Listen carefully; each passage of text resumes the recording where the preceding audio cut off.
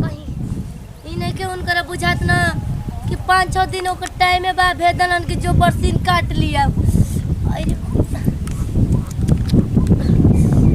इतना दर्द हो तो कुछ कोई के ना जना तक की जान चल जाई। अपने तो मरलन माजा हमारा के मिल साजा। देखो और मोय गोभी ले ले आ टमाटर ले ले मोय हरी ना खाता लसन मगर उ मरद का बुझात नहीं खे कि का करी। अरे माई रे माई मन करती है बोलते माई रे माई अरे माई बड़ा दर्द होता उनकर बुझाता नहीं कि ओने करला ना कि तनी चल के देखी कि मौगी के का बोल का ना भई। हे भगवान मन वैसे दियो ना घर चल जे तब दियो एने बधारी बधारी मत दियो ना तो इने कोई आयु नहीं खे सियार कुकुर खा जिया सन हमरो के ओकरो के।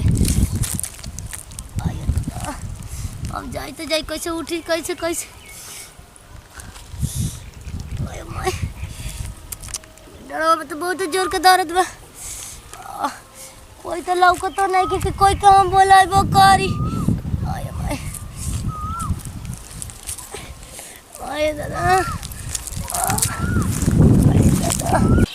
अरे मोरी काय भारी गाड़ी पूजेबे देखि धर कर लै क्या हो धर छा दई के बताओ हसन मेहरारून के छोड़ दे तो घास हम का गनी रो सब जाए तो जल्दी जगह जगह तार तब ये ठीक हमने बोल का झाड़वा बोल का होते सुतो दौड़ाओ आ देखो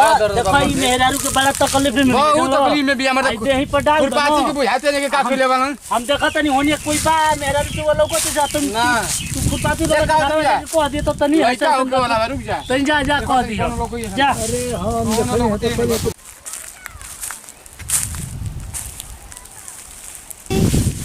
अरे माई